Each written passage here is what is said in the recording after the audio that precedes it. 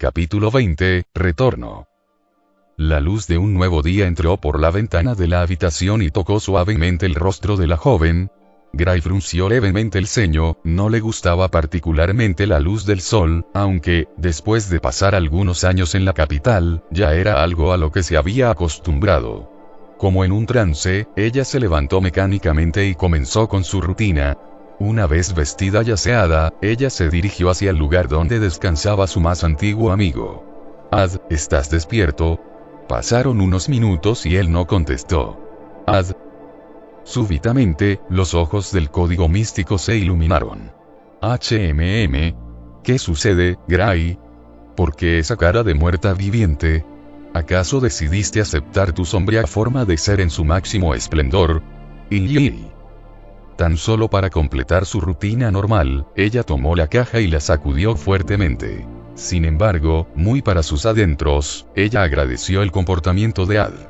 Desde aquella vez en su accidentado viaje en el tren recolector de ojos místicos, Ad había comenzado a comportarse un poco extraño. Esto la preocupó e hizo que ella contactara con su pueblo y, debido a que Ad era una reliquia en extremo importante para las personas de este, le habían enviado lo que ellos llamaron un contrato con Atlas. Supuestamente, los alquimistas de Atlas deberían ser capaces de ayudarles. Espera, detente, Gray, suplicó Ad hasta que la chica dejó de zarandearlo. Antes de salir, ella se vio brevemente en el espejo de su habitación. Por un momento, se quedó mirándose a sí misma, tomó su cabello y comenzó a hacer algunos cambios en sus mechones, juzgando cómo mejor se veía. Oh. Puede ser que la indecisa Gray haya dejado finalmente de ser indecisa. ¿Quieres impresionar a alguien? Por un momento, Gray se quedó callada, luego, dio un leve asentimiento, mientras seguía juzgando su apariencia. Oh. Así que hemos subido de nivel. ¿Podría ser este el legendario día en que la sombría Gray, quien siempre tiene un aura deprimente, gritará algo como, capucha fuera? Y mostrará su rostro al mundo? Ad preguntó cínicamente mientras se reía. ¿Se crees que debería? Preguntó la chica en un susurro mientras sujetaba su capucha como haciendo un ademán de querer quitársela, pero sin llegar a hacerlo. Espera, ¿estás hablando en serio? Gritó el código místico de forma exagerada. ¿Puede ser que el infierno al fin se congeló?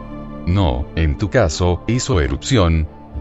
Tendré un buffet 24/7 al fin. Gray frunció el ceño y volvió a coger la jaula del código místico, intuyendo lo que su compañera iba a hacer. Ad se retractó inmediatamente. Espera, Gray.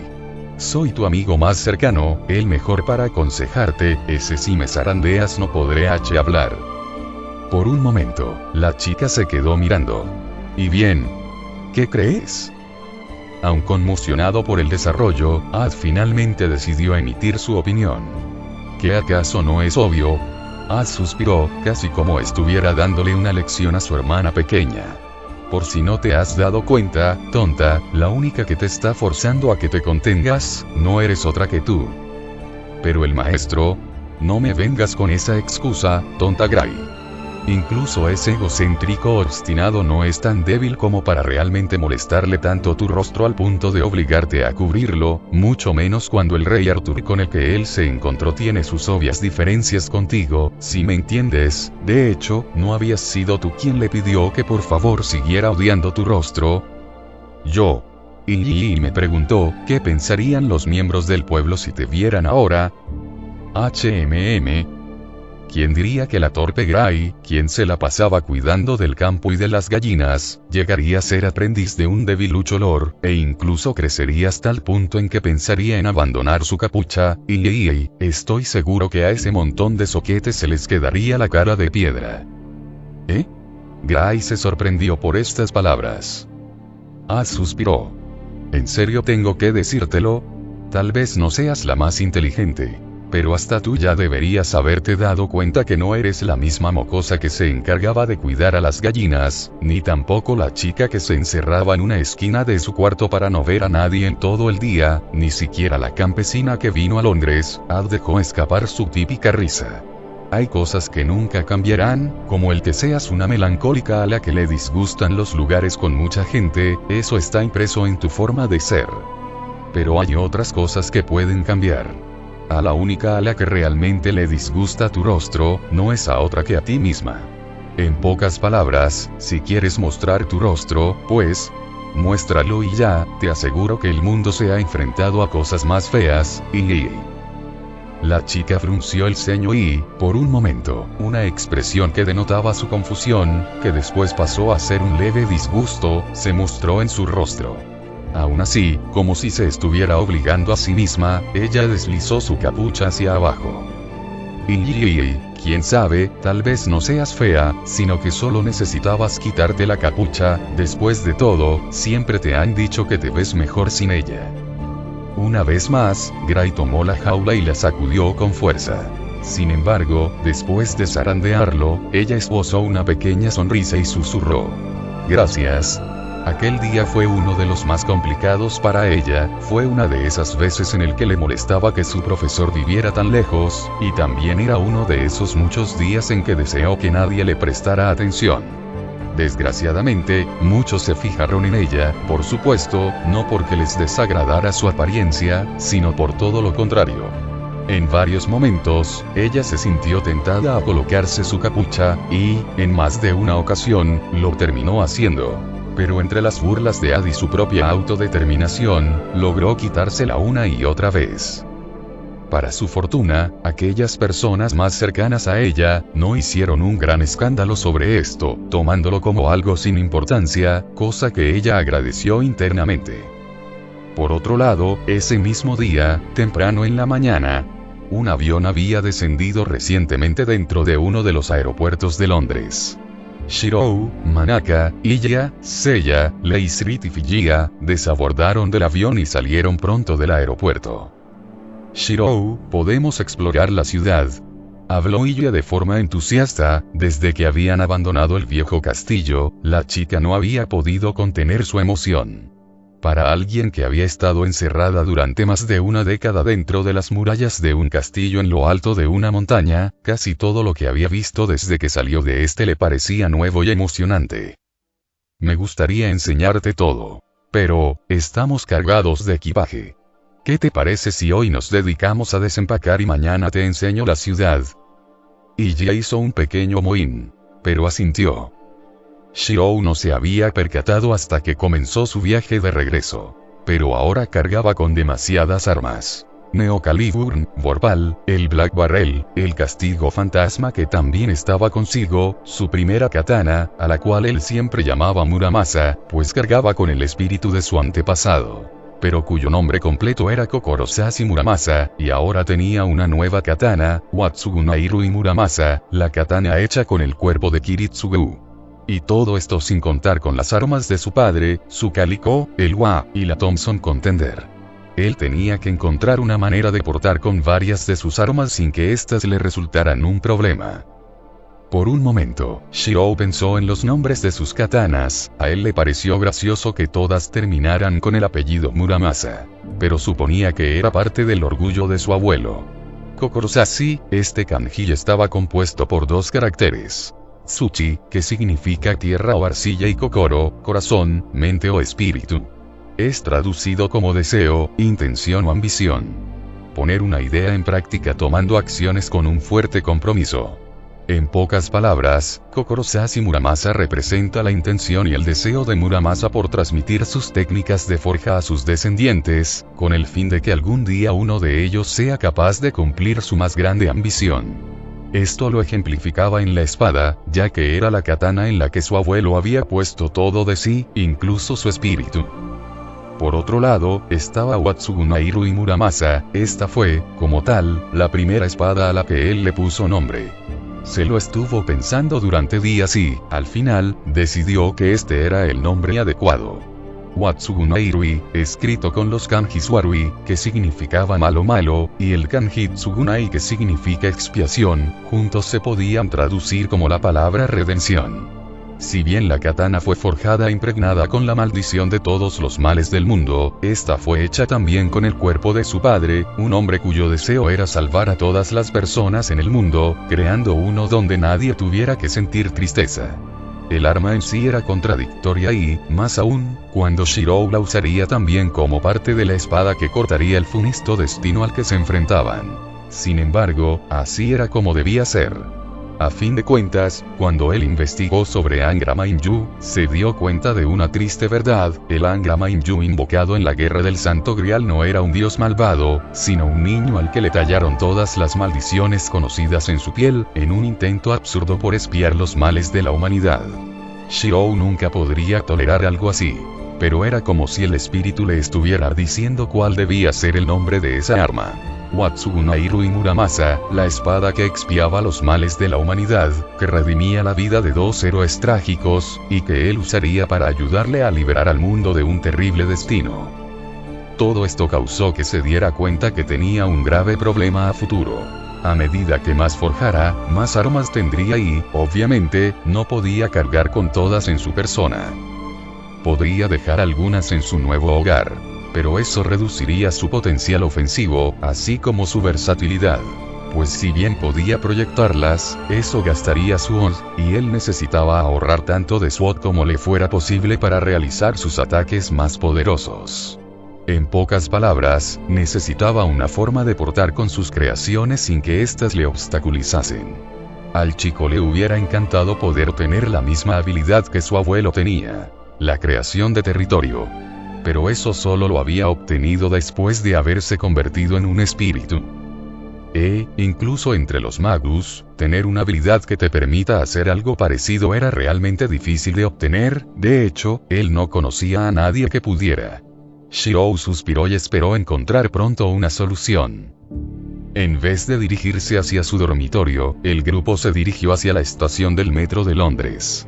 Ellos lo abordaron, e ella se deleitó al ver el paisaje desde el vagón, disfrutando del viaje. Sin embargo, lo que no disfrutó mucho fue la larga caminata hasta el taller Marbury desde la estación. Una vez lograron llegar, tanto Manaka, Iya y Seiya se encontraban agotadas. Ninguna de ellas era apta para largas caminatas. Por otro lado, tanto Shirou, Leisrit y Fijiya se encontraban en perfectas condiciones. Shirou, si vamos a vivir aquí, necesitaremos una forma rápida de llegar a la estación, dijo Iya. Tranquila Lady Ainsburn, ahora que he realizado el recorrido, puedo encargarme de llevarnos cerca de la estación evitando la caminata, dijo Manaka igual de agotada. Gracias, suspiró ella. Al llegar al taller, el celular del pelirrojo comenzó a vibrar. Era un mensaje de Altronge. A él realmente le alegraba que la chica aceptara tener un celular. Comunicarse sin esto sería un verdadero desastre. Ellos dos se había estado comunicando desde que se separaron. Por ejemplo, él le había hablado sobre la muerte de Kiritsugu, a lo cual ella le dio su pésame, y también le habló sobre la aparición de Manaka, cosa que no parecía agradarle. Shirou no entendía por qué ambas parecían desagradarse la una a la otra sin siquiera haberse conocido. Pero sabía que esto le causaría problemas, así que le habló al Trouge, tal y como lo hizo con Manaka para evitar un desastre mayor. Si esto serviría de algo, solo Dios lo sabría, aunque algo le decía que no. En las últimas conversaciones que habían tenido, ella le había dicho que tendrían que tener una importante charla cuando volviera. Al parecer, las cosas no habían salido del todo bien en la reunión de los apóstoles ancestrales y, probablemente, esto fue debido al asesinato de Nash. Al menos, ella le confirmó que no sería casado hasta la muerte por los 27. Por otro lado, en el mensaje que le acababa de llegar decía: llegaré en unos días, nos reunimos en nuestro departamento. Él recordó que, si bien Altrouge sabía que utilizarían el taller para entrenar, no sabía que, de ahora en adelante, lo utilizarían para vivir también.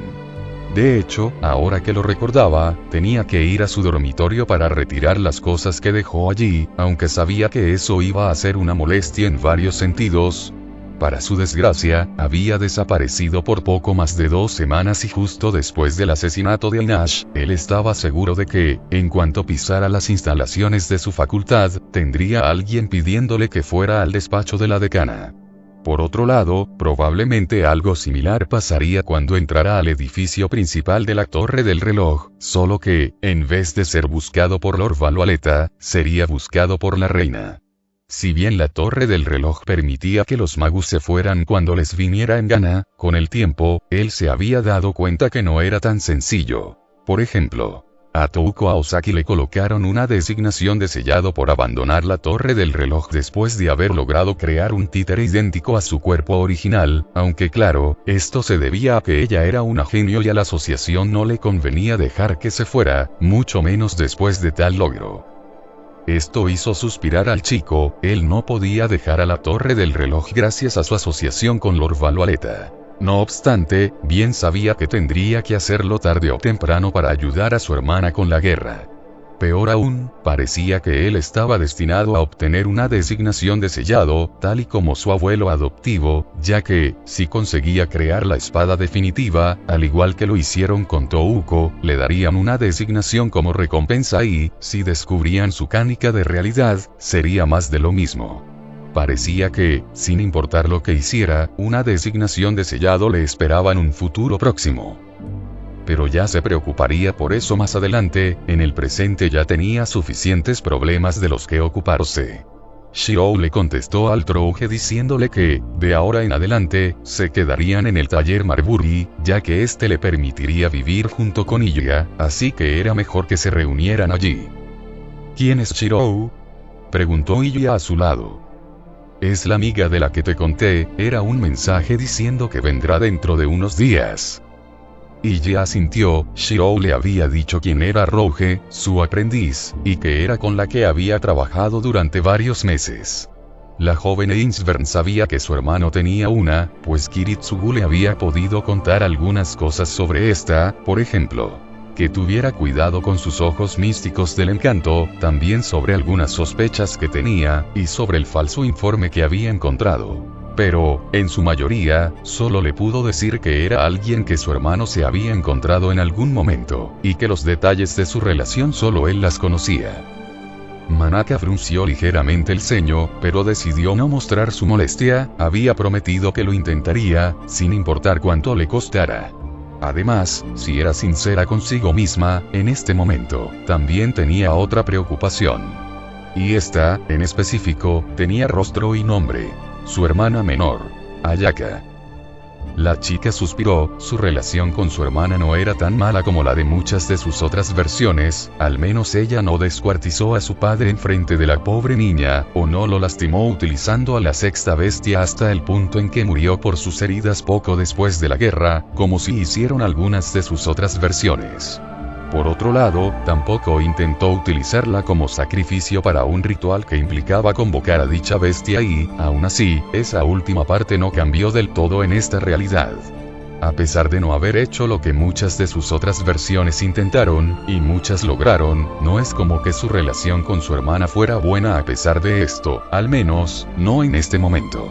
Si bien es cierto que ella la cuidaba cuando era niña, no era porque lo disfrutara, ni nada por el estilo, sino porque se lo ordenaban y porque era su deber como hermana mayor. Además, tampoco es que se lo ordenaran muy a menudo. A fin de cuentas, su padre se encerró en su investigación después de que su madre les dejara y contrató a una sirvienta para que las cuidara.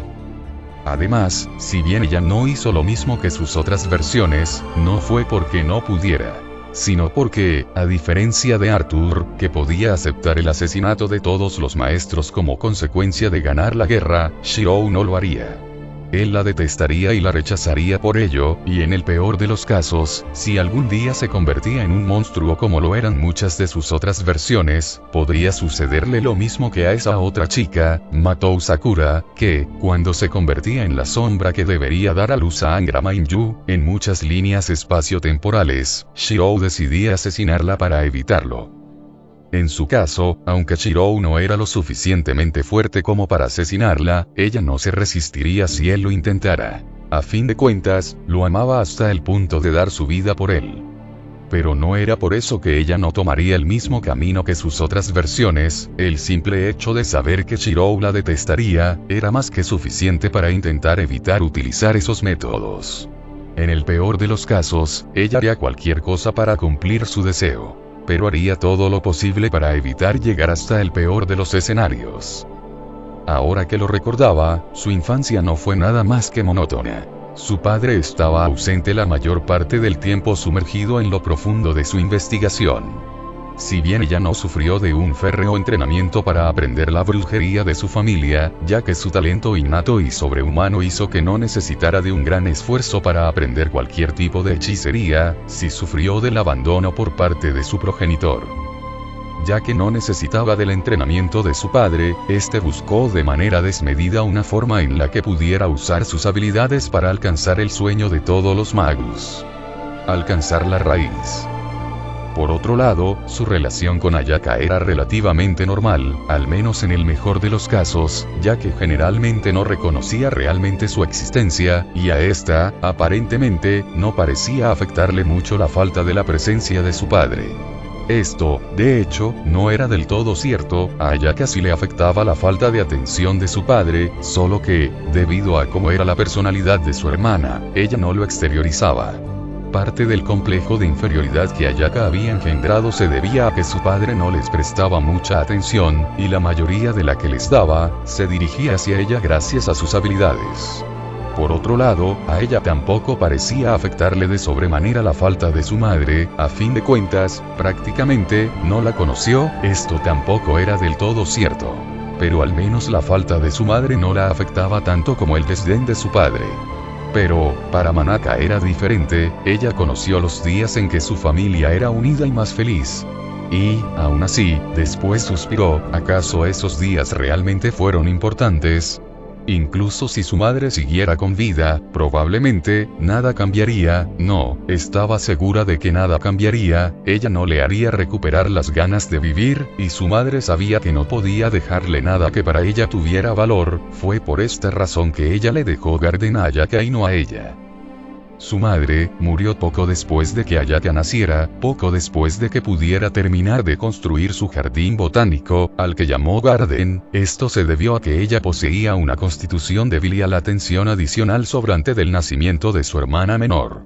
No es como que culpara a Ayaka por la muerte de su madre. Sabía que eso estaba mal y que ella nunca tuvo esa intención, aunque tampoco podía negar que, en algún momento, tuvo cierto resentimiento hacia ella. Pero eso fue cuando era muy pequeña, cuando desconocía muchas cosas. Así, la segunda mitad de su infancia y la entrada a su adolescencia la pasó sin tener ningún objetivo ni ninguna motivación. A ella no le interesaba alcanzar la raíz como a su padre, tampoco tenía algún objetivo en particular, y lo único que hacía era vivir el día a día junto con su hermana y la nodriza que las cuidaba a ambas, aunque ella no reconocía la existencia de ninguna de las dos. Una eterna rutina, una agobiante monotonía, sin significado, al igual que su vida. Pues sin desearlo, ella ya había alcanzado el sueño de todos los magos. No, eso es mentira. Mi vida sí tiene un propósito, uno que tú definiste. Pero me niego a aceptarlo, pensó la chica mientras se mordía el labio ligeramente. Para un magus, esto debió haber sido la mayor felicidad que se pudiera alcanzar en el plano terrenal. Pero, para ella, que la alcanzó desde su nacimiento, sin siquiera haberse esforzado en intentarlo, fue el inicio de aquel infierno, pues su vida carecía de objetivos y, por ende, de motivación.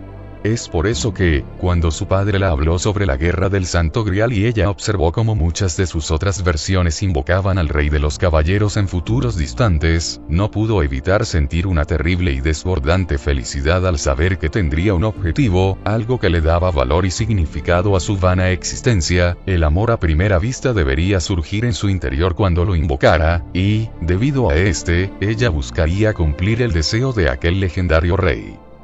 Tal vez eso sea verdad, pero no intentes manipularme utilizando cosas que nunca llegaron a suceder. Él se convirtió en su caballero, su salvador, quien le otorgaría un objetivo que ni siquiera ella era capaz de alcanzar solo con sus propias fuerzas. Crear una Gran Bretaña eterna, una que no fuera destruida después de la caída de su reinado. En pocas palabras, modificar el pasado. Si bien ella podía realizarlo con sus habilidades, la fuerza correctora del mundo que bloquea cuánticamente alteraciones temporales, fácilmente revertiría esto, así que necesitaba del Grial para aumentar sus poderes de modo que pudiera modificar la historia. Después de esto, disfrutaría del resto de su vida junto con Arthur, como lo hacían las personas que cumplían sus sueños, sería su happy end. Ella se rió, una risa sarcástica y llena de resentimiento. Happy end. Happy end. ¿De qué estás hablando? Nunca hay un happy end. Los bloqueos cuánticos evitan que pueda crear la Bretaña eterna sin ayuda externa, y cuando me propongo utilizar el Grial envías a tus guardianes o a algún espíritu heroico para asesinarme, y en el mejor de los casos, en aquellos en los que logro convocar a la sexta, envías a un gran sirviente para lidiar con ambos. Solo me utilizas para que, después de que muera, Ayaka lo vuelva a invocar y, después de que me vuelvan a derrotar, Arthur comience una cacería multidimensional en búsqueda de la sexta bestia. Eso es todo lo que quieres de mí. Al menos, ese era su plan. No obstante, cuando llegó el momento de invocar al Rey de los Caballeros, él no respondió a su llamado, lo intentó varias veces. Pero era inútil, su sirviente no aparecía. Desesperada, ella se vio obligada a invocar a otro sirviente. Y esta no fue otra que aún Hassan Isaba, uno de los 19 líderes de la Orden de Asesinos. Peor aún, invocó a la Hassan de la Serenidad. A ella no le importaba si su sirviente no era de los más poderosos de la guerra. Pero lo que no podía aguantar era que, justo después de invocar a su sirviente, ella ya le había cumplido su deseo. Pues el deseo de Serenity era encontrar a alguien que pudiera atravesar su piel venenosa y, para su desgracia, ella podía hacerlo sin siquiera esforzarse. No había pasado ni un día en la guerra, pero ya había cumplido con el deseo de su sirviente y, ya que no poseía un deseo propio, toda la motivación para participar en el conflicto, se esfumó instantáneamente. Eso también es cierto. El taller Marbury se distorsionó a su alrededor, como si el tiempo se hubiera detenido. Algo apareció enfrente de ella, una gran esfera de energía azulada rodeada por dos anillos.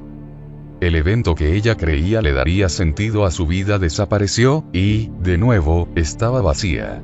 Ella siguió mirando a los futuros más probables, así como a diferentes realidades, pero no podía ver nada para ella, como si no tuviera un futuro lejos de su monótona vida o de finales fatales. E incluso esos futuros terribles, como, por ejemplo, intentar robarle el control de Arthur al asesino de Magus, solo para ser apuñalada por la espalda por el mismo Arthur y ser arrojada al barro del Grial para ser consumida por la maldición de todos los males del mundo, o cosas por el estilo, le parecían mejores que una vida perpetua sin ninguna ambición. Al menos, en aquellos futuros, luchó por algo en lo que creía y quería conseguir. Además, amó a alguien desde lo profundo de su corazón. Sin embargo, ahora que los futuros en los que se enamoraba de Arthur a primera vista después de invocarlo y donde éste no la vería como nada más que una enemiga, estaban alejados de su alcance, ¿qué debía hacer? ¿Debía escoger un futuro monótono? ¿Debía intentar arrebatar a Arthur incluso si eso solo la llevaría a un futuro fatal? No había mejores opciones. La divergencia del mundo parecía querer jugar en su contra, o tal vez, estuvo de su lado. La incertidumbre llenó su corazón al pensar que sufriría un destino fatal o una vida sin significado. Estas palabras la hicieron dudar. Es verdad. Al menos me sentí viva en aquellos mundos, incluso si solo iba a ser un sacrificio para la perpetuación del orden humano. Manaka negó con su cabeza con todas sus fuerzas. No. Me niego, es imposible que en los únicos mundos donde pueda ser feliz sea en aquellos en los que estoy destinada a morir. Estoy segura de que hay más, incluso si no son la mayoría, deben de existir, ya he visto algunos antes. Por un momento, ella pensó que Alaya disfrutaba torturarla. Pero esto, obviamente, era ridículo. Alaya no tenía una verdadera personalidad, simplemente actuaba de la mejor forma en la que creía para perpetuar el orden humano. Manaka miró con odio a la manifestación de la inconsciencia colectiva de la humanidad. Tienes razón, participé en la guerra por el Santo Grial, lo hice porque eran los deseos de mi padre. Así que los cumpliría, sin importar si, al final, estos carecían de significado para mí, y sí, la divergencia estuvo de mi lado, porque fue ahí donde lo conocí. Shirou, su encuentro se dio por pura casualidad, no fue algo que ella previó, fue por el capricho de su hermana menor al querer salir a jugar y explorar la nueva ciudad a la que se habían mudado. Ya que ya no tenían a su nodriza para que las cuidara, ella debía de cuidar a Yaka en su lugar. Por eso la acompañó al parque aquel día, el día donde su vida volvió a tener sentido. Pero nada de esto importó, la conclusión fue que ella no había sido una buena hermana para Yaka, si bien no se llevaban mal, ella no reconocía realmente su existencia, e incluso si Ayaka no lo sabía, ella sí. Además, gracias a su hermana menor, su vida obtuvo un nuevo sentido, un objetivo. Y ella tenía que agradecerle por esto. No era solo eso, los seres humanos pueden tener a varias personas a las cuales consideren valiosas, eso era lo que él le había dicho, y si bien su corazón le pertenecía solo a él, ella nunca haría algo que le desagradara, así que intentaría reconciliarse con su hermana y procurar la salvación del mundo tal y como él quería. Para que su hermana y él pudieran ser felices, incluso si, tal vez, ella no estaba viva para verlo. Deja de intentar desviar mis pensamientos, escucha lo que tengo que decirte. Gritó Manaka en su interior. Si bien era cierto que este era el camino más óptimo para alcanzar el corazón de su enamorado, aún así, estas palabras que se le susurraban melodiosamente, no eran más que una distracción para ocultarle lo que realmente quería de ella. Sinceramente, a ella a veces le preocupaba que no pudiera controlar sus interacciones con Shirou al mismo nivel que si podía hacerlo con Arthur. Esto era debido a que, a diferencia de con el Rey de los Caballeros, eran relativamente pocas, al menos en comparación, las realidades donde ella y Shirou se encontraban y que ella podía utilizar como punto de comparación. Y si bien ella podía calcular el futuro, la protección de la Bodhisattva no le hacía las cosas sencillas con respecto al pelirrojo. Además, estar calculando el futuro de forma perpetua era realmente agotador. Pero si se hacía el sacrificio, si aceptara su ayuda, tal vez pudiera alcanzar futuros más prósperos. Ella esbozó una sonrisa irónica. Sí, claro, ¿y a qué costo? ¿Cuál sería el precio? ¿No eres tú quien normalmente me niega esos futuros prósperos? Eso se debe a que generalmente eres un peligro con altas probabilidades de causar el exterminio de la humanidad en aquellos mundos. Pero en este, puedes ser la causa de su salvación. Las realidades donde tú y él se encuentran y permanecen juntos están ancladas a la correcta historia de la humanidad, también conocida como la fundación del orden humano. Estos mundos están a merced de los bloqueos cuánticos del tiempo, los cuales anclan un evento universal iterado a intervalos regulares dentro de un dominio, con el propósito de anclar la expresión promedio de fenómenos y ocurrencias como absolutos e inmutables dentro de una historia confirmada, en palabras más simples. Los bloqueos cuánticos fuerzan a que ciertos eventos siempre ocurran con el fin de evitar ramificaciones sin sentido en diversas realidades que solo conllevan a mundos de extrema y acelerada prosperidad, o, lo contrario, de extrema decadencia, y, por ende, mundos donde la humanidad se estanca o directamente desaparece. Los mundos donde estos suceden son considerados mundos cercanos al eje del tronco del árbol del tiempo, la historia de los ganadores, mundos destinados a triunfar, pero a merced de los bloqueos cuánticos que evitan hasta cierto punto el libre albedrío de las personas, al evitar las ramificaciones que podrían causar futuros infructuosos. Si la humanidad les pusiera nombre a los bloqueos, probablemente serían conocidos como el destino. Por otro lado, están los mundos que se ramifican sin control, dando origen a posibilidades infructuosas para la humanidad y que serán utilizados como sacrificio para la conservación de los mundos cercanos al tronco. Estos mundos son necesarios hasta cierto punto, porque evitan que otros mundos cometan los mismos errores que los llevó a convertirse en mundos infructuosos y, después de cierto tiempo, ni siquiera pueden considerarse como mundos comparables a los mundos fructíferos, se convierten en otros mundos y pierden su único motivo de existencia. Estos mundos son conocidos como mundos designados para su eliminación, y una vez que son podados, si por alguna razón son anclados de nuevo a la realidad, son designados como los Velds. Pero, ¿por qué tales mundos se vuelven infructíferos? No debería ser que, sea cual sea el futuro, persiste la posibilidad de un avance adyacente entre estos. Desafortunadamente, este no es el caso. La energía para explicar la proliferación de mundos innecesarios, no existe en ninguna parte dentro de la existencia. Es decir, la incesante proliferación de mundos paralelos que terminarían convirtiéndose en otros mundos pueden eventualmente exceder la capacidad de la existencia como un todo. Eso ya lo sé. Lo sabes. Pero, ¿realmente lo comprendes? Si lo haces, deberías saber que solo hay dos opciones: someterte o ser sacrificada. Elige. En ambos casos seremos sacrificados. ¿Me garantizas que ambos podremos ser felices en este nuevo mundo cerca del tronco del árbol del tiempo? Que a pesar de ser un mundo sujeto a los bloqueos cuánticos, él y yo podremos mantenernos juntos. ¿Que no moriré? ¿Que no intentarás asesinarme después de que me hayas usado? Nada, la voz que había estado resonando en su cabeza no le respondió. Ella sonrió. Me lo imaginé. Ambos somos de tu interés, para nuestra desgracia.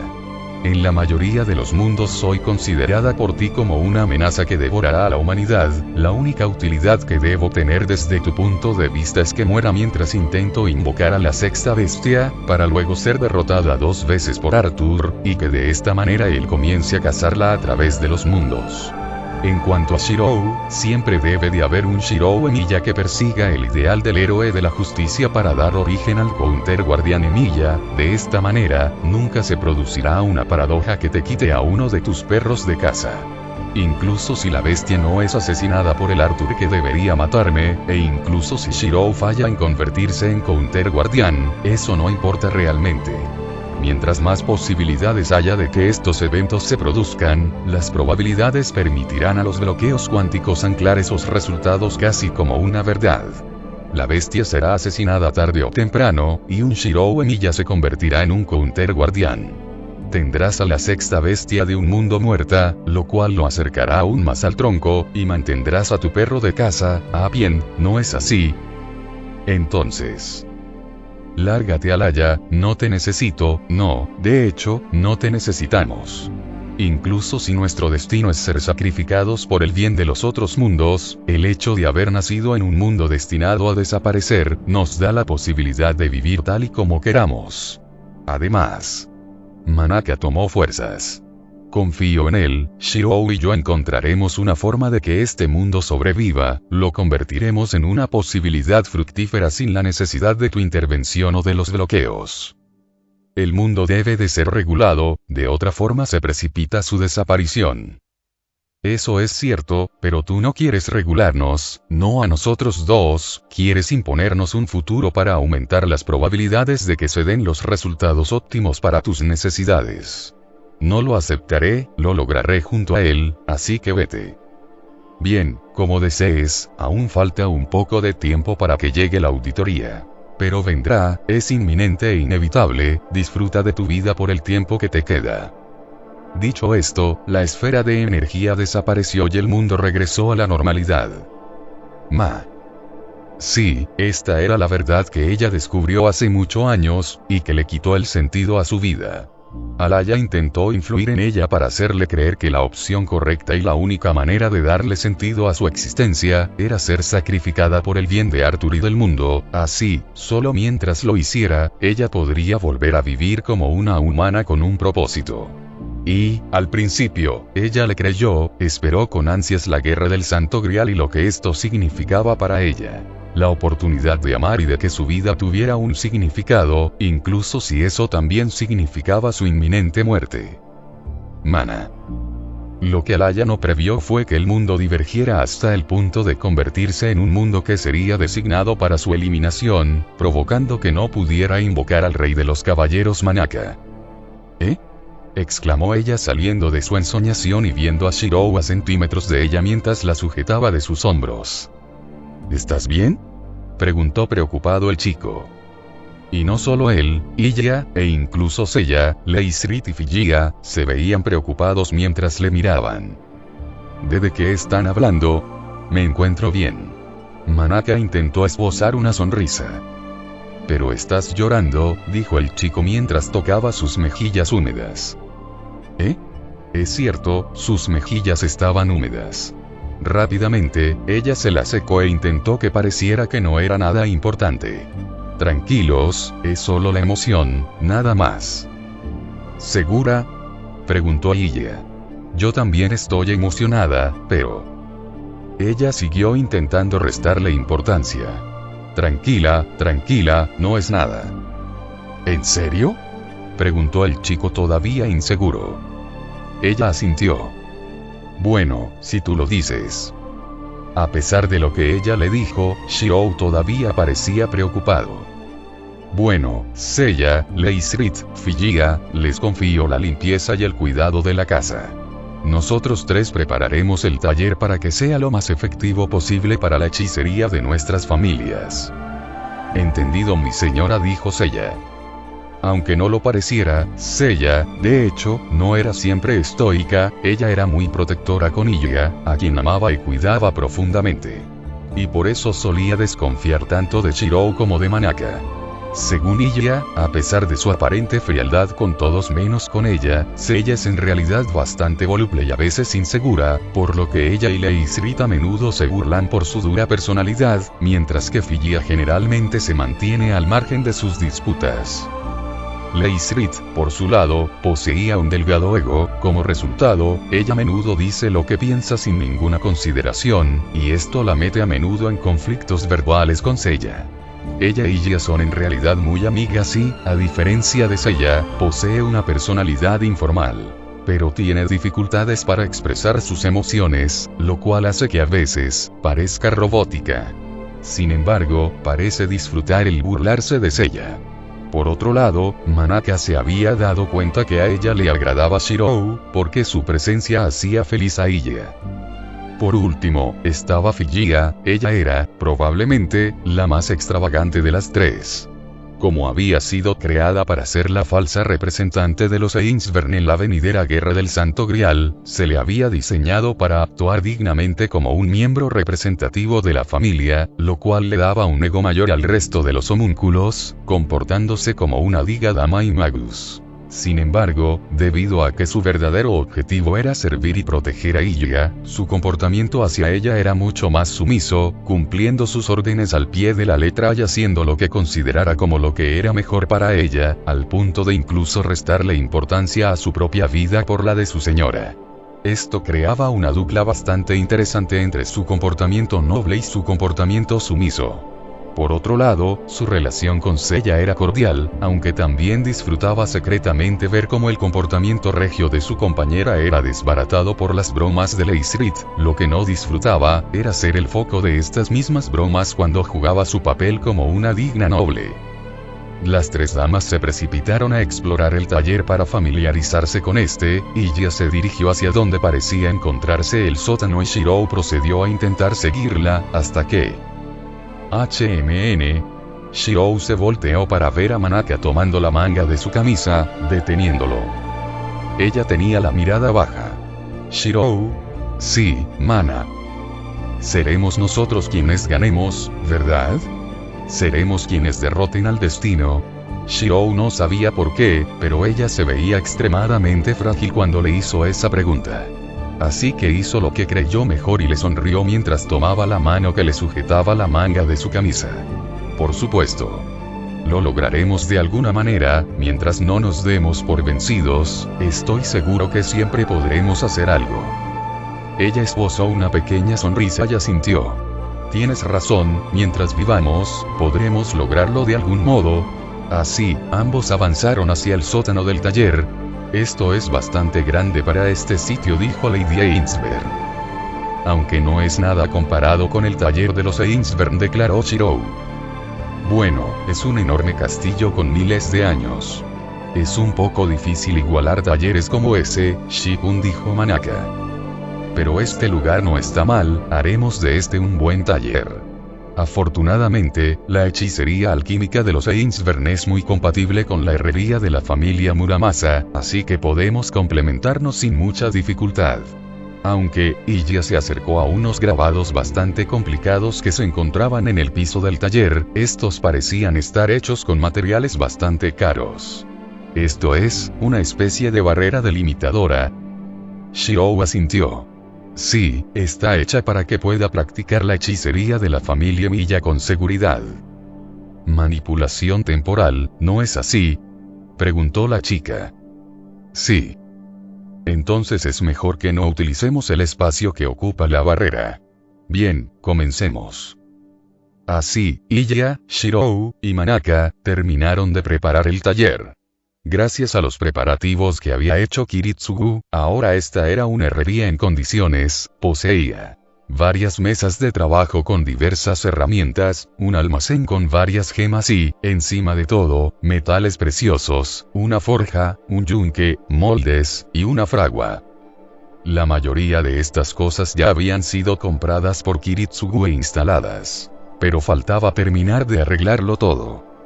Si bien Shirou estaba muy feliz por cómo había quedado el taller, nada podía igualar el gozo de su ancestro. Al fin, después de tanto tiempo, al fin una forja en condiciones. Gritó alegre Muramasa. ¿No crees que estás exagerando, abuelo? Preguntó el chico de forma burlona. ¿De qué estás hablando, mocoso? Un herrero no es nada sin su herrería. Como si hubiera pasado por un terrible calvario, el maestro herrero dijo. Primero tuvimos que conformarnos con ese pequeño cobertizo, luego tuvimos que apretujarnos de apartamento en apartamento, el calvario solo se detuvo en el castillo de los Einsberg, y ahora al fin tenemos una herrería. Parece una real odisea, señor, se rió ligeramente Manaka. Y ya asintió. Si a mi abuelo lo hubieran forzado a trabajar en esas condiciones, hubiera perdido la cabeza. Tan malo era, pensó el chico, sin embargo, prefirió no realizar la pregunta. Bien, ahora solo falta organizar nuestras habitaciones. En mi caso, no tengo mucho que ordenar, ya que la mayoría se encuentra en la habitación de mi dormitorio. Manaka intentó decir algo, pero Shirou la conocía lo suficiente para detenerla antes de que pudiera. Ella también tendrá su propia habitación, recuerda que la razón por la que hacíamos eso era por la falta de otra cama. Manaka hizo un mohín, pero asintió. Iya, por su parte, los veía algo confundida. ¿De qué están hablando? Nada importante, ¿verdad? Preguntó el chico. Aunque un poco molesta, su amiga asintió. Bien, ahora continuemos. Shirou se quedó mirando la fragua durante varios minutos. ¿Estás bien, Shirou? Preguntó Iya preocupada. ¿Eh? Oh sí. Simplemente estaba pensando en cómo solucionar cierto problema con el que me topé. ¿Cuál? Preguntó ella. Él miró a sus armas y suspiró. Tengo demasiadas armas y no puedo llevarlas todas al mismo tiempo.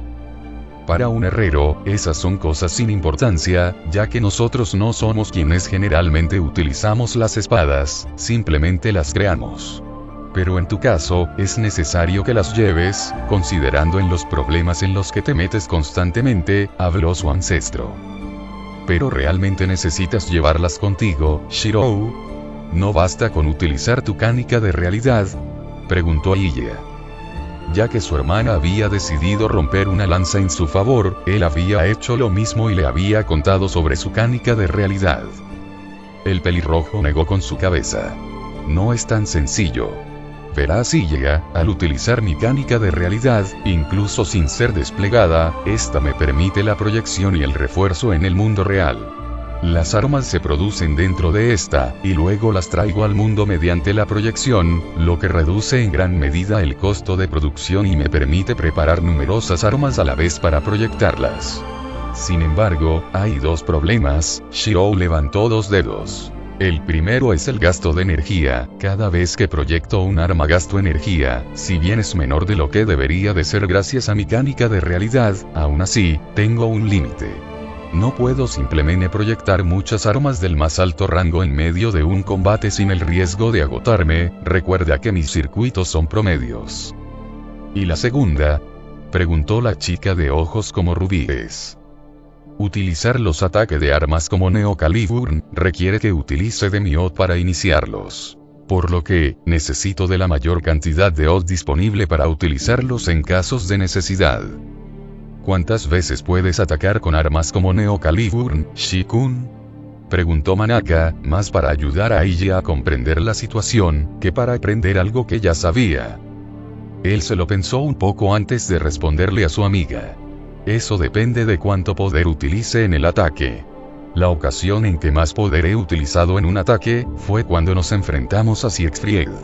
En esa ocasión, estaba cansado por la lucha constante, pero, por otro lado, también tuve la suerte de que hubo una línea ley en las cercanías, sin estarlo y si se tratara de ese ataque, utilizando todos mis circuitos mágicos e incluyendo la cresta, creo que podría utilizarlo solo una vez, pero debería poder seguir peleando siempre y cuando no me extralimite.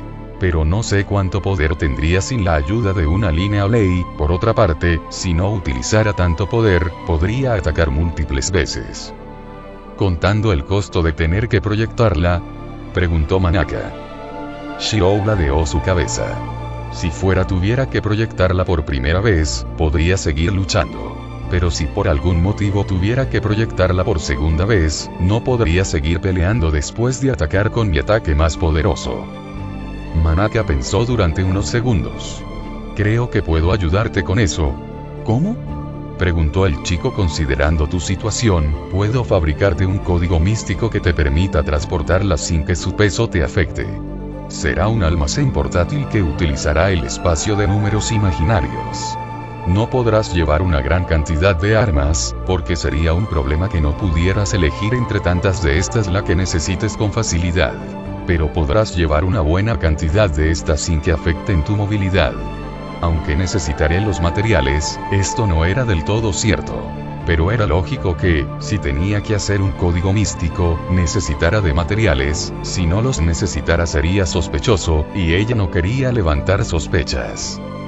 Shirou le agradeció, eso le solucionaba varios problemas. Escríbeme los materiales y veré cómo conseguirlos. La ciudad minera debería ser capaz de proporcionármelos, y en el caso de que no sea así, siempre puedo utilizar los contactos de Lord Valvaleta. Manaka asintió. Bien, con eso resuelto podemos seguir arreglado el resto del taller. Seiya, Leisrit y Figia deben haber aligerado el trabajo. Pero es poco probable que hayan terminado, así que vayamos a ayudarlas, dijo Iya. Así, ellos pasaron el resto del día terminando de organizar el lugar. Al día siguiente, los cuatro salieron rumbo a la ciudad.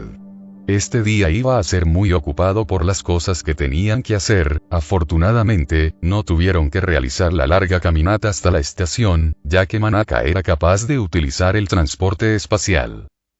El transporte espacial es hechicería del reino de la verdadera magia.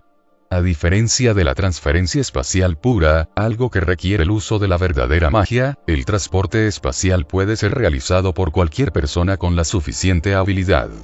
Aunque se supone que es casi imposible lograrlo en el presente, ya que ésta requiere de milagros cristalizados. Como los hechizos de comando, o conocimiento de la era de los dioses, u otras circunstancias especiales. Shirou e Iya se asombraron de que Manaka fuera capaz de realizar tal hechicería, pero ella les dijo que no era la gran cosa, no es como que estuviera utilizando verdadera magia o algo así.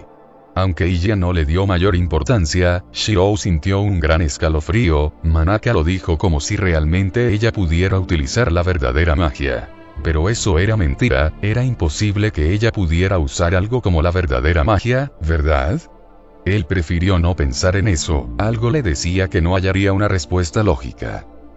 De esa manera, ellos llegaron hasta la estación del metro de Londres y se trasladaron a la parte central de la urbe. La mayor parte de la mañana, la pasaron paseando por la ciudad, yendo de compras con una Iya y Manaka emocionadas, aunque por diferentes motivos. Shirou les mostró varios de los lugares más populares de Londres, fueron de compras, y fueron a comer en un restaurante de la ciudad, lo que permitió a Iya degustar la gastronomía típica del país. Esto último no era realmente nuevo gracias para ella, ya que a Manaka le encantaba preparar este tipo de comidas, y ella se sintió halagada cuando los dos hermanos dijeron que su comida sabía mejor que la del restaurante. Shirou aprovechó también para comprarse un nuevo traje, el último fue casi totalmente destruido en su pelea contra Siegfried, y, ya acostumbrado a su vida en la torre del reloj, decidió salir de la tienda vistiéndolo, sabiendo que, aunque no estaba planeado, era probable que se reuniera con la decana de su facultad o con la reina, o peor, con ambas. Finalmente, los eventos que quería prolongar lo más posible, llegaron. Primero tendría que ir a su dormitorio para recoger las cosas que él había dejado dentro de este y era bastante obvio que lo estarían esperando. Frente a la entrada del dormitorio, se encontraba un enviado de Lord Valualeta. Lo sé, no tienes por qué decírmelo, iré a su encuentro, dijo el chico. El enviado asintió y se retiró. ¿Quién era?, preguntó ella interesada. Un enviado de Lord Valualeta, quiere verme. Shirou se dirigió hacia su amiga. ¿Pueden tú y yo recoger y transportar mis pertenencias al taller? Nos podemos encontrar aquí después de que termine con la reunión. Ella asintió. Está bien. Pero ten cuidado. Manaka aceptó las llaves que su enamorado le ofrecía y se dispuso a dirigirse hasta su habitación junto con las otras 3 mujeres. ¿No que no podías alejarte mucho de Shirou?, preguntó ella antes de seguir a su hermano con los ojos entrecerrados. La rubia sonrió. Es cierto, no puedo estar muy lejos de él. Pero no especifiqué cuál era la máxima distancia que podíamos permitirnos, ¿o sí? Ella hizo un mohín. Tramposa. De esta manera, las 4 mujeres se dirigieron hacia el cuarto del chico. Por su parte, el pelirrojo, junto con su hermana, se dirigieron hacia el despacho de la decana. Pasa. Shirou ni siquiera tuvo que tocar la puerta, a veces se preguntaba cómo sabían cuándo llegaba. Obviamente debía de tener un sistema de seguridad, alguna barrera delimitadora o algo así. Pero estaba tan bien hecha que no podía percibirla. Ellos entraron y, una vez más, Inora y Valualeta Atrool se encontraba detrás de su escritorio. Ella mostraba un porte firme y digno, como era común en los lores cuando se encontraban trabajando. Mi señora. Emilia. Tengo entendido que realizaste un inesperado viaje hace poco más de 2 semanas, y que el día de ayer regresaste. Imagino que sabrás cómo eso agitó un poco las cosas. Shirou asintió. El asesinato de Ainach todavía estaba muy reciente, eso, más las tensiones entre las facciones, bueno, supongo que mi desaparición repentina causó cierta preocupación de diversas formas. Lord Valualeta asintió. Así es, estaban los que creían que pudiste haber sido asesinado, que para nuestra desgracia eran la minoría, y los más problemáticos, los que creían que fuiste enviado a asesinar a alguien. Inora alzó su mirada y, por un momento, observó a Ilya, antes de dirigir su mirada hacia él. Y parece que estos últimos no estaban mal encaminados. ¿Qué hacías en Alemania, Emilia? Shirou esbozó una sonrisa sin la menor preocupación. El chico sabía que le harían esta pregunta, así que había pensado durante bastante tiempo el cómo la respondería. Gracias a esto, y a algunas sugerencias de Manaka, llegó a esta conclusión. Aprovechando las fiestas, mi padre y yo decidimos realizarle una visita a mi hermana. Ella entrecerró sus ojos. Una visita a tu hermana. Inora y levantó unos papeles. Los informes dicen que se te vio en el extremo suroeste de Alemania. También es bien sabido que tu padre estuvo una década con una familia de esa zona, los Einsbern. Él asintió. Así es, en esa década mi padre tuvo una hija. Y por ciertos motivos, la antigua cabeza de la familia decidió que mi padre ya no volvería a verla. Sin embargo, decidimos que mi padre debería ver a su hija una última vez antes de poder descansar en paz. Ya veo, Inora y cerró sus ojos por un momento. Eso explica por qué no volvió contigo, mi pésame. Shirou inclinó ligeramente su cabeza en forma de agradecimiento. La familia Einsbern fue formada por los aprendices del mago que descubrió la tercera magia, son expertos alquimistas y de los mejores creadores de homúnculos en la actualidad. Además, su linaje es superior a los 2 milenios. Si no fuera por su aislamiento, ellos obtendrían un lugar privilegiado dentro de la asociación. Por lo que, déjame preguntarte, Milla. ¿Tendrás o, mejor dicho, como tu patrocinadora, tendré yo algún problema con los Einsbern? Shirou negó con la cabeza.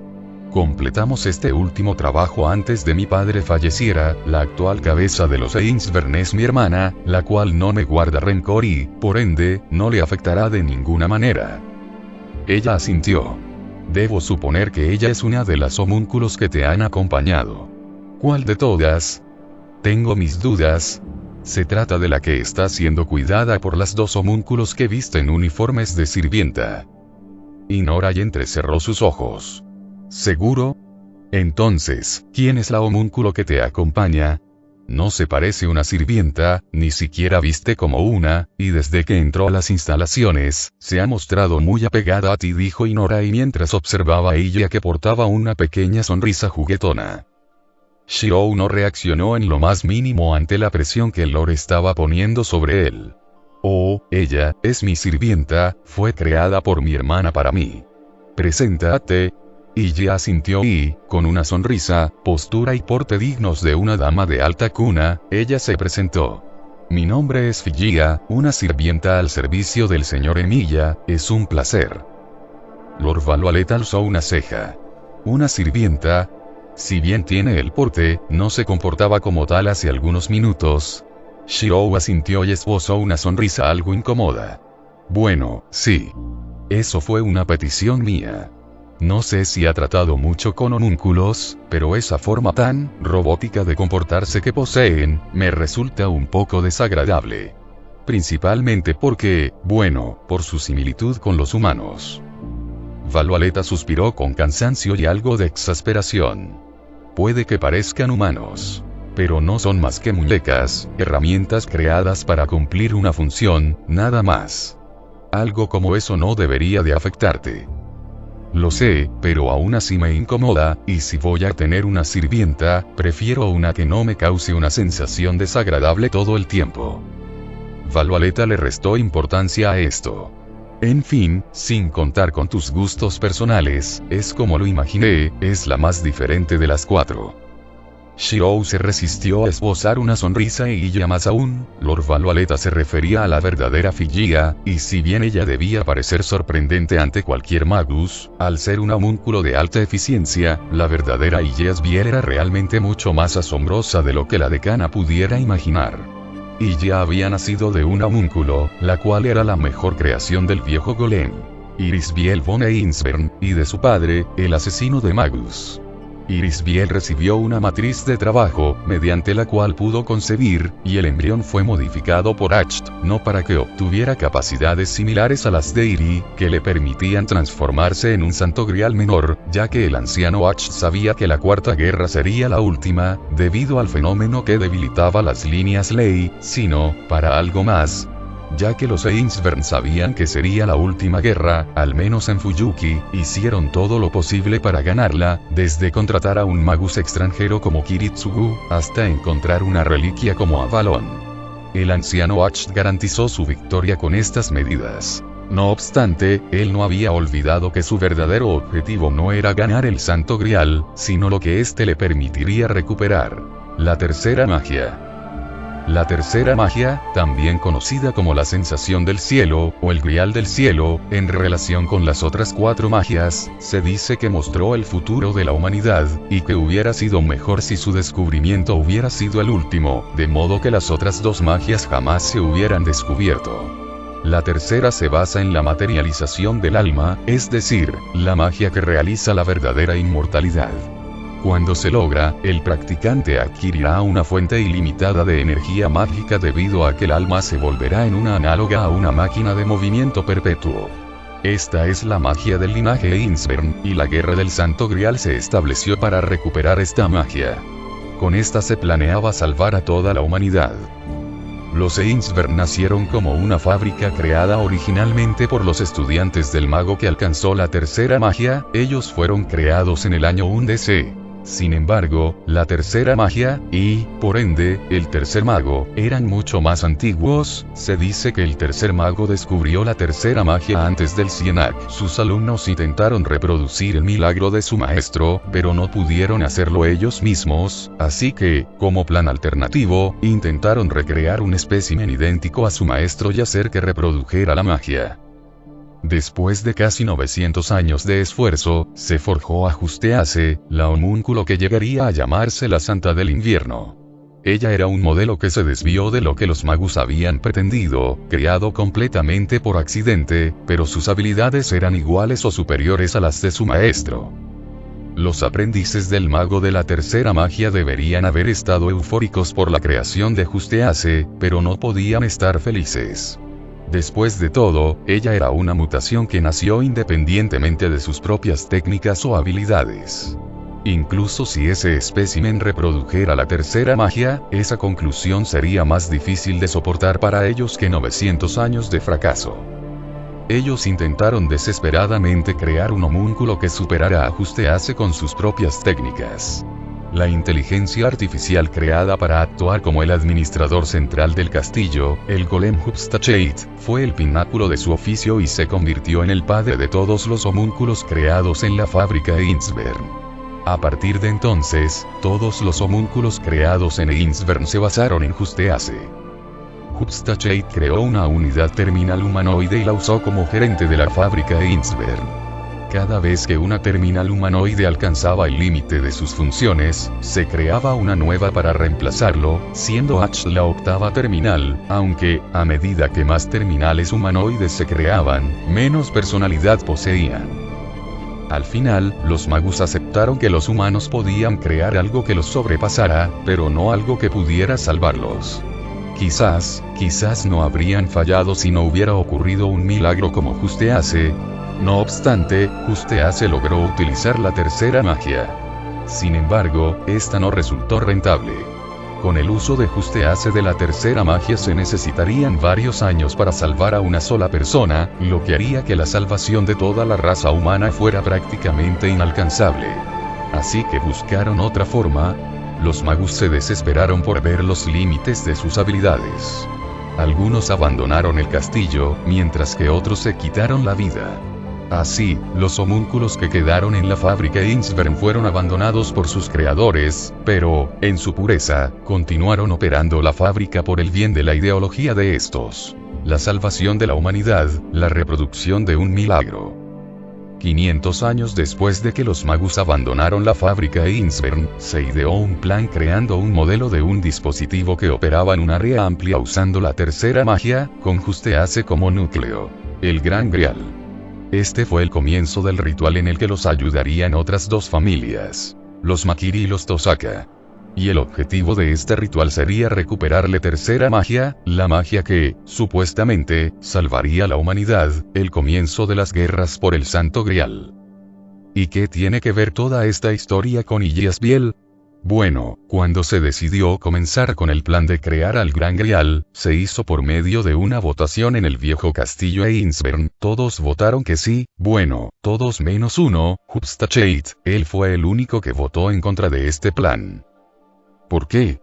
Porque él seguía cargando con el deseo original de sus creadores. Crear un espécimen idéntico al maestro de estos y hacer que reprodujera la tercera magia, no por mera casualidad como había nacido Juste-Ace, sino utilizando las habilidades y técnicas que la fábrica Einsvern había acumulado durante sus casi 2000 años de funcionamiento. Así, al saber que la Cuarta Guerra sería la última, y, al haber garantizado prácticamente su victoria, Hupstacheit tenía sentimientos encontrados. Alcanzaría el objetivo de sus creadores, la tercera magia. Pero lo haría siguiendo un camino que estos despreciaban, utilizando a Juste-Ace. Tal vez fue por eso que el viejo golem hizo lo que hizo. En un último intento por alcanzar la tercera mediante el camino que sus creadores deseaban, él decidió modificar a Yllia, no para que se convirtiera en un grial al igual que su madre, sino para que, de forma natural, se convirtiera en un espécimen idéntico en habilidades al mago de la tercera magia, uno que superara a Juste-Ace, y que pudiera reproducir el milagro perdido. Cuando Yllia leyó estos archivos, sintió algo de pena por Hupstacheit. Al final, a pesar de casi no tener sentimientos o emociones, siguió con su deber hasta el fin de sus días y, aunque, en sus últimos momentos, se consideró a sí mismo un fracaso y a ella un fallo. Esto no era realmente verdad. Hupstacheit enloqueció debido a la maldición de Angra Mainyu que estaba consumiendo a su terminal desde adentro y, más aún, por saber que una vez que ésta fuera destruida, él sería apagado y todo terminaría. Pero sus verdaderos pensamientos sobre Yllia se encontraban en estos archivos. En resumen, él no sabía si había triunfado o fracasado, y ya era muy joven para saber si realmente podía usar la tercera magia, así que, cuando creciera lo suficiente, le daría los pocos archivos que poseían sobre la tercera magia. Estos a su vez deberían despertar los recuerdos de Justeace que se encontraban dentro de ella y, solo entonces, se vería si su último intento fue un éxito o un fracaso. Además, las modificaciones no afectarían negativamente a la niña, pues Justeace era tan frágil como un copo de nieve, y Acht quería que ella la superara, por lo que, él se encargó de que no hubiera percances o consecuencias negativas por parte de estas. Por supuesto, él nunca admitiría que había hecho dichas modificaciones, esto era ir en contra del concilio al que habían llegado y en contra del camino que más probabilidades les daría de recuperar la tercera magia. Aunque, irónicamente, al final, la tercera nunca fue recuperada utilizando ese método. Ruler los traicionó. No, eso no era del todo exacto, incluso si deseaba el Grial, si era para conseguir el mismo objetivo que los Ainsburn deseaban, ellos no lo verían como traición. Y así era, Ruler quería salvar a la humanidad utilizando la tercera magia tanto como los Ainsburn. Su propósito era purificar el Grial utilizando sus sellos de comando, de modo que éste volviera a tener el poder de recuperar la tercera magia. Sin embargo, por motivos desconocidos, no lo hizo, no pudo hacerlo. Esto fue lo que los Ainsburn vieron como traición. Emilia, dijo Inora, y sacándolo de su ensoñamiento. ¿Para qué ha venido la nueva cabeza de los Ainsburn a la Torre del Reloj? Desde ahora ambos viviremos juntos en el antiguo taller Marbury, respondió el pelirrojo. Mi hermana no es de mente tan cerrada como la anterior cabeza de la familia, así que la familia Ainsburn se afiliará a la asociación de Magus. Entiendo, ¿la joven Ainsburn entrará a una facultad o alguna facción?, preguntó la mujer interesada. Tal vez entre en la facultad de creación o de mineralogía, pero dudo que se vuelva estudiante de alguna de estas. A fin de cuentas, la familia Ainsburn tiene una historia de más de 2 milenios, como usted ya ha dicho, poco o nada pueden enseñarle los profesores de la Torre del Reloj en su campo de estudio. También dudo que le interesen los asuntos de las facciones, al menos, por ahora. Inora ya sintió. Bien. ¿Puedo retirarme entonces?, preguntó el chico. No todavía. La chica rubia, ¿quién es? Una antigua conocida, hasta ahora había decidido mantenerse alejada de la asociación y del mundo de los Magus. Sin embargo, las acciones de su hermana parecen haberla obligado a actuar. ¿Su hermana? ¿Quién? Ayaka Sahyou. La mujer no contestó, como si ese nombre no le dijera nada en lo absoluto. Shirou suspiró. Es una estudiante de la Facultad de Botánica y recientemente se encuentra tomando clases con Lorel Mello y segundo. No puedo recordar su linaje. ¿Han logrado algo recientemente? Son un linaje relativamente antiguo y prominente en Japón, pero no han logrado nada digno de mención en los últimos años. Ya veo, es una lástima. Si hubieran logrado algo, entonces podríamos hacerlos parte de nuestra facción, pero es probable que, con un linaje antiguo y prominente, incluso si no han obtenido nada digno de mención, decidan entrar en la facción aristócrata, ¿verdad? Esta vez Shirou no pudo evitar esbozar una sonrisa con un destello de ironía. Inora y entrecerró sus ojos. ¿Me equivoco? Bueno, probablemente no crea nada de lo que le pueda decir si no hay pruebas que me respalden. Así que solo diré que no deseche tan rápido la idea de incluir al linaje Sahyou en la facción demócrata. Luego, él se dispuso a explicar un poco sobre la situación del linaje. Ayaka ha estado estudiando los últimos 2 años en la torre, su desempeño ha sido el de un magus promedio. Sin embargo, desde que se unió a las clases de Lorel Mello y segundo, este ha aumentado progresivamente, y algo me dice que aumentará aún más con su hermana presente. Bueno, eso es algo digno de el Mello y segundo. Shirou asintió.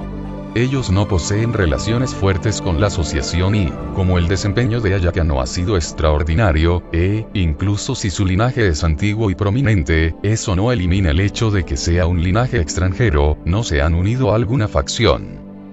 ¿Y su hermana? Como he dicho, nada de lo que diga será creíble hasta que observe las pruebas, así que le recomiendo que esté muy atenta a su examen de ingreso. Inora y esbozó una pequeña sonrisa. En ese caso, mantendré un ojo en ella. Luego, ella tomó un porte más serio. Por cierto, Emilia, si lo que me has dicho es cierto, entonces, hay algo que debes saber. Verás. Comprendo, gracias, Lord Valualeta. Agradeció el chico. Inora ya sintió. Soy tu patrocinadora, sin mí es imposible que entrarás por los medios adecuados a la torre, eso es algo que todo el mundo sabe. Por ende, tus acciones se reflejan en mí, por lo que, no puedo dejarte ir a ciegas. Recuerda, esto es solo una suposición mía, pero es extremadamente probable que suceda. Juega bien tus cartas, Emilia, o las consecuencias pueden ser devastadoras. Shirou asintió. Luego, Inora entrelazó sus manos enfrente de su rostro. Ya abordado esto, ahora, recuérdame, ¿por qué decidí apoyarte? Porque mi objetivo es la creación de la espada definitiva, respondió él. Ella asintió. Así es, y aunque asesinar a uno de los 27 apóstoles muertos ancestrales es un logro digno de mención ante la reina, no decidí apoyarte por eso. Shirou suspiró. Entiendo, quiere ver que he logrado crear, ¿no es así, mi señora? Inora ya sintió, así que Shirou sacó su última creación. Como sabe, he estado estudiando sobre maldiciones, no puedo utilizarlas en sí. Pero quería aprender cómo imbuir mis espadas con estas. Este es el resultado de mi estudio. El chico desenvainó su espada y, al ver la hoja y al sentir la maldición, Lord Valualeta tembló ligeramente por unos instantes, su expresión se frunció y el sudor frío llenó su rostro, aunque ella intentó no demostrarlo. ¿Qué tipo de maldición es esa? No he sentido algo tan siniestro en toda mi vida. Más que una maldición en sí, es una maldición que engloba muchas otras maldiciones dentro de sí, una aglomeración de maldiciones. Shirou guardó su espada.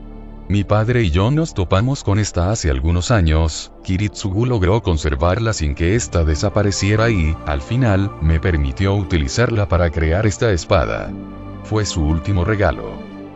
La anciana Magus observó la expresión del chico, era extraño, él había creado una espada extraordinariamente letal, ella podía saberlo sin que le explicara qué hacía la maldición, era algo tan siniestro y peligroso que casi no quería saber de dónde provenía y, aún así, no se mostraba alegre u orgulloso de su logro. Sin embargo, aunque no le parecía normal, para ella no era importante el cómo se sentía, ella logró obtener la respuesta a la inquietud que le aquejaba. Había perdido el chico de vista su objetivo debido a los últimos acontecimientos. Respuesta corta. No. Y eso era suficiente. Bien, eso es suficiente.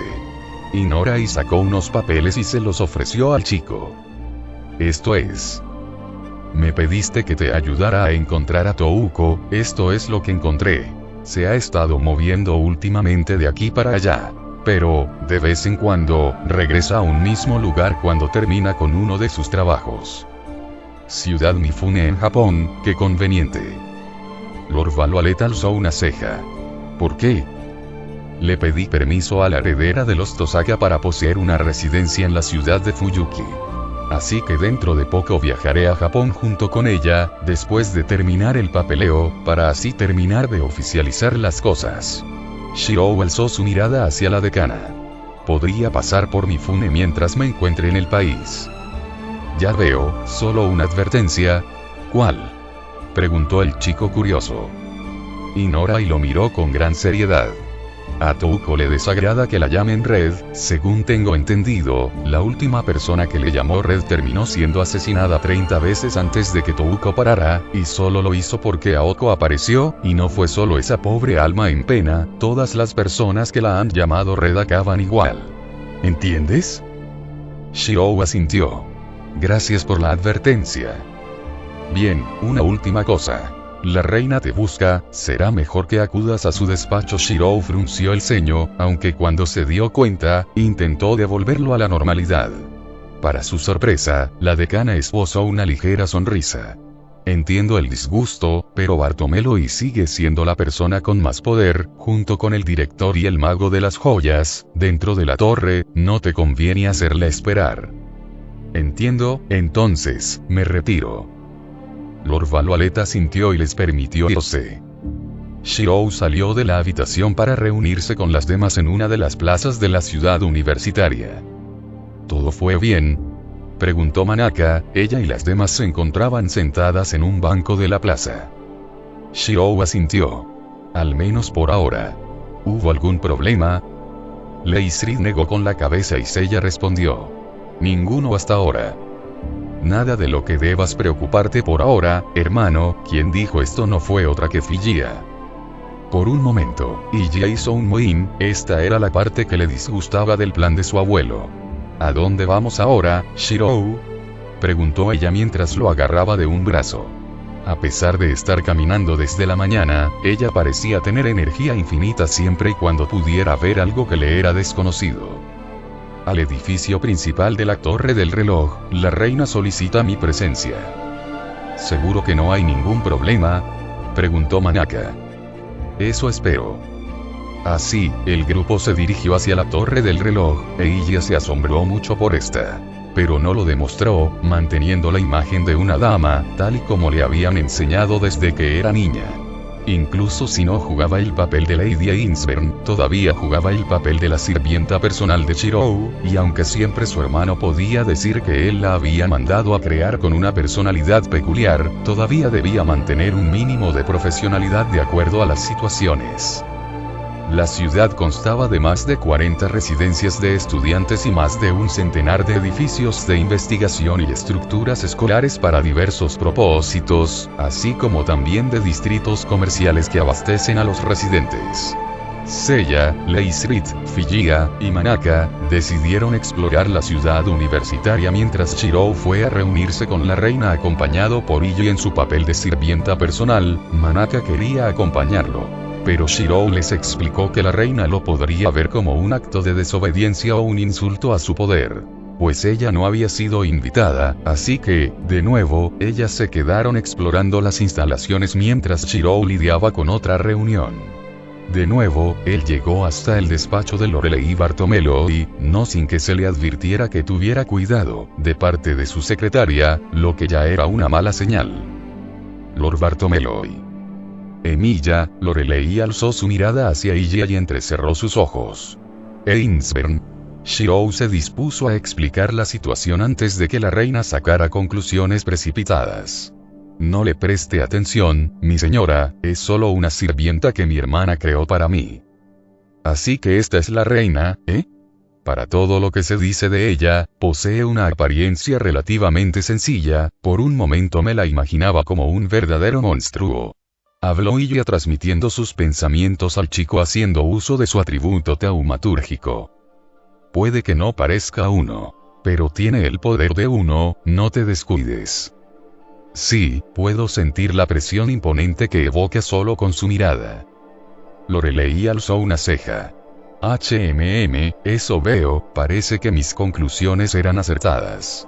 Siendo sincera, por un momento, creí que el peso de ser mi ejecutor había sido demasiado para ti y que por eso terminaste huyendo como un ratón asustado.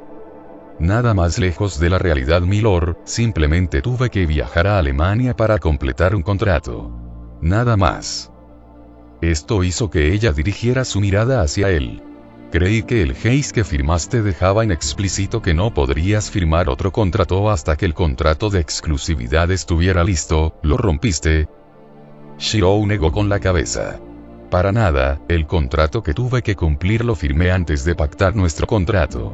Así que me vi en la obligación de viajar para llevarlo a cabo. ¿Un contrato para asesinar a la anterior cabeza de la familia Ainsburn, no es así?, preguntó Lorelei. Shirou sonrió. Como era de esperarse de Lord Bartomelo, y nada se le escapa. Naturalmente, declaró ella.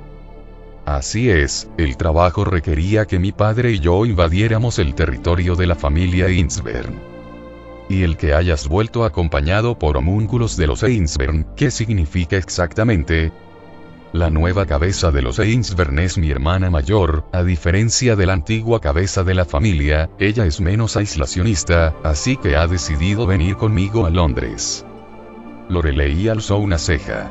Entonces, ¿la familia Ainsburn planea afiliarse a la asociación? Eso parece, aunque dudo que ingrese a alguna de las facciones, por ahora.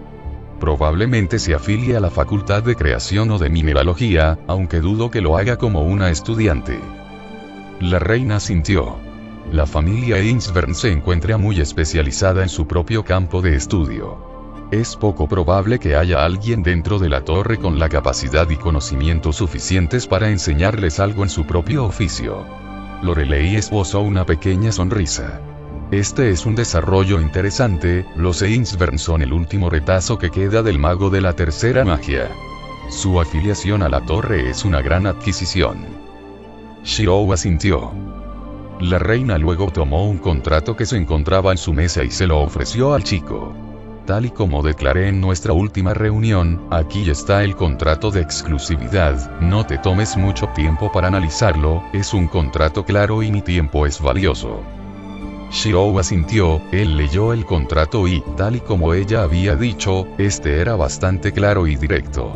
El contrato le forzaba a rechazar cualquier contrato que involucrara magus que no fueran, como mínimo, lores dentro de la asociación, al menos que ella lo consintiera.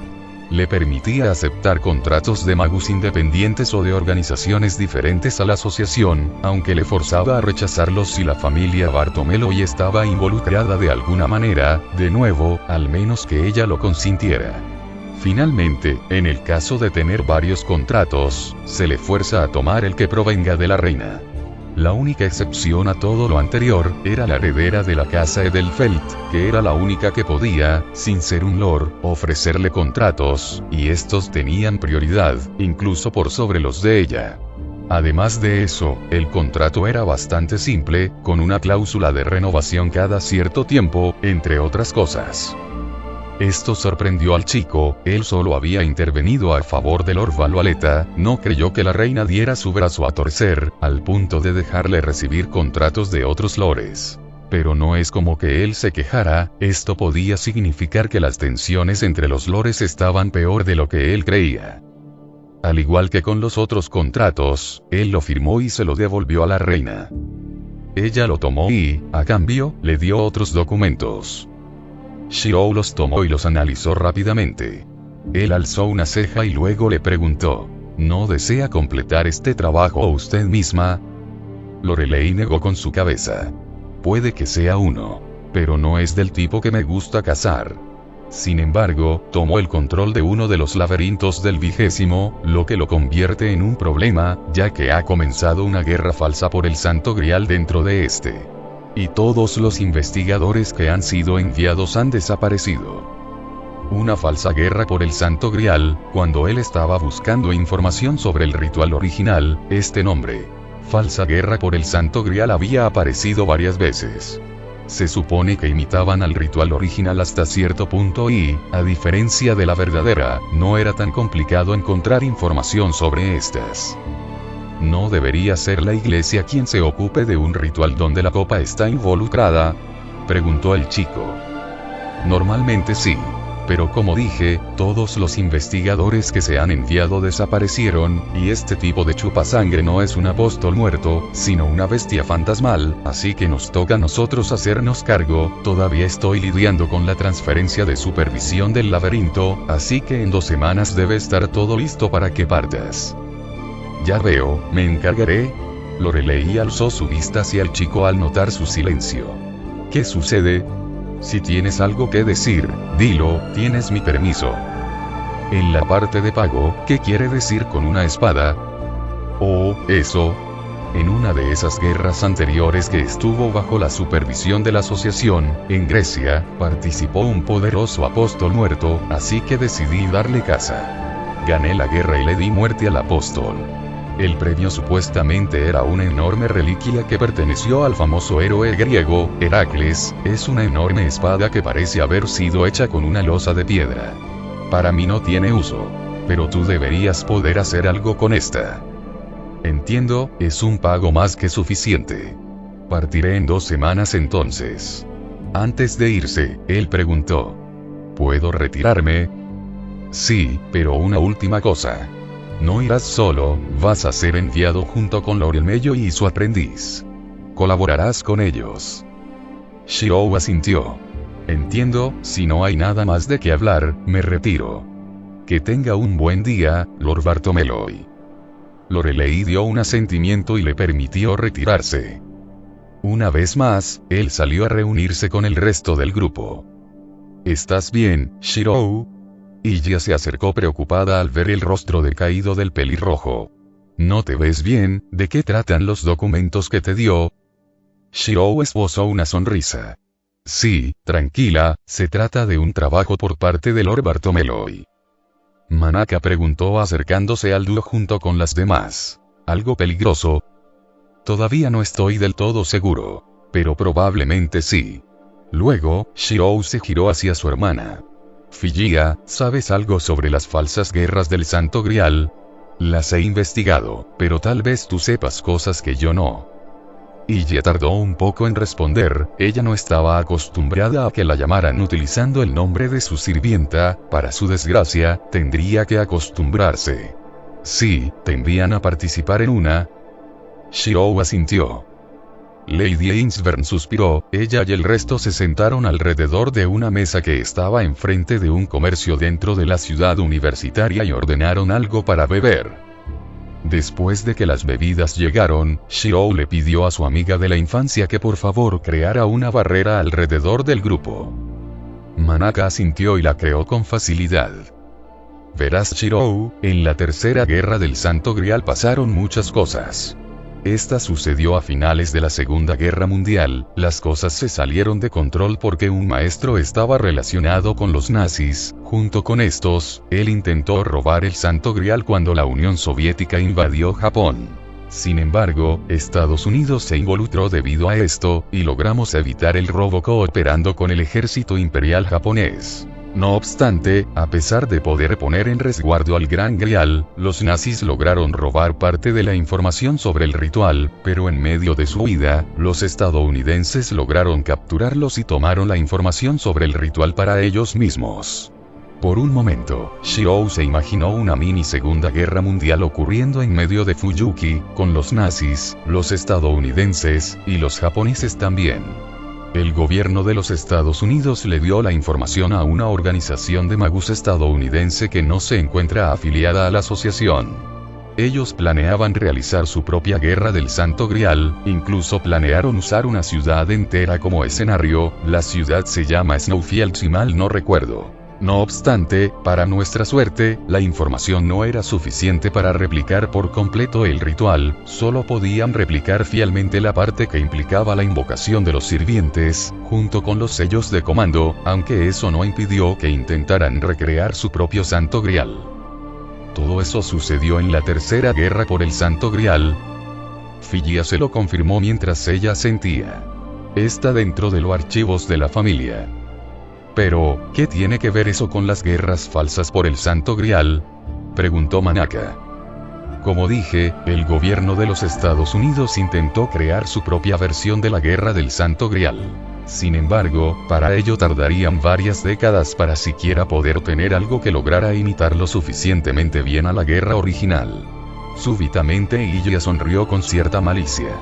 Pero todo esto se fue al traste después de 1970, como deben saber, fue a partir de ese año que cierto fenómeno comenzó a ocurrir. El debilitamiento de las líneas Ley completó Shirou. Y ya asintió. Oh. Ya veo, Shirou observó confundido a Manaka que parecía haberlo entendido todo. Verás, Shikun, el debilitamiento de las líneas Ley ha sido progresivo desde 1970. Los países donde la hechicería es más fuerte no se han visto afectados de forma tan radical, en ellos las líneas Ley solo pierden su poder si se lleva a cabo un gran ritual utilizándolas y, aún así, solo pierden su poder por tramos, no en su totalidad. Pero Estados Unidos es diferente, si bien es un país que tiene una importancia histórica enorme, no posee una gran importancia desde el punto de vista mágico. En ese momento, Shirou lo entendió. Las líneas ley de Estados Unidos se debilitaron demasiado rápido, antes de que el ritual pudiera ser llevado a cabo, ¿no es así? Y ya asintió. Exactamente, a Estados Unidos no le quedó de otra que abandonar todos sus planes de recrear la guerra por el Santo Grial.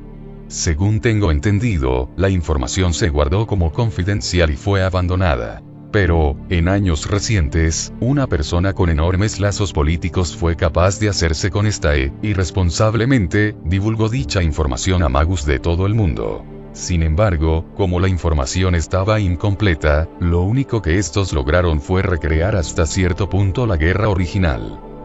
Shirou asintió. Si mal no recordaba, todas las falsas guerras por el Santo Grial eran completamente diferentes las unas de las otras, cada una con sus propias reglas. Solo había 3 cosas que eran iguales en todas estas: la invocación de sirvientes, la necesidad de maestros, y el uso de hechizos de comando. En cuanto al deseo, esto no se cumplía realmente en ninguna. Pues lo que alimentaba a estas guerras la mayoría de las veces era un incompleto falso Santo Grial, no tenía los medios necesarios para cumplir un deseo ni para iniciar la tercera magia. A lo mucho, después de la guerra, se convertían en poderosos artefactos mágicos, gracias al mana almacenado, que podían ser utilizados para diferentes rituales. Incluso habían falsas guerras donde no se ofrecía un falso Santo Grial como premio, sino alguna especie de reliquia, como la guerra donde Lord Bartomelo y participó. Generalmente, me disgustan las falsas guerras del Santo Grial. Gracias a estas tuvimos que ocultar con mucho más cuidado la información de la verdadera, dijo Iya con un ceño fruncido.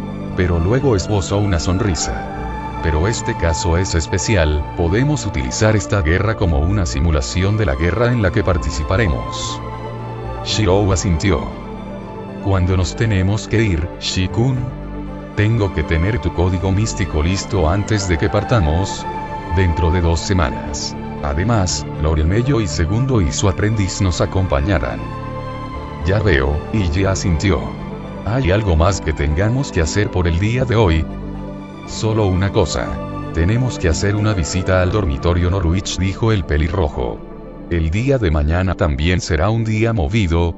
Al oír su próximo destino, Manaka bajó su mirada. El dormitorio Norwich era también el lugar de residencia de Gray, Rin, Luvia, Svin, Flat, Kaules, y Ayaka. Al ver su mirada, Shirou tomó su mano. Estarás bien, yo hablaré primero con ella y después será tu turno. Al ver el ambiente un poco pesado, ella decidió disiparlo. Bien.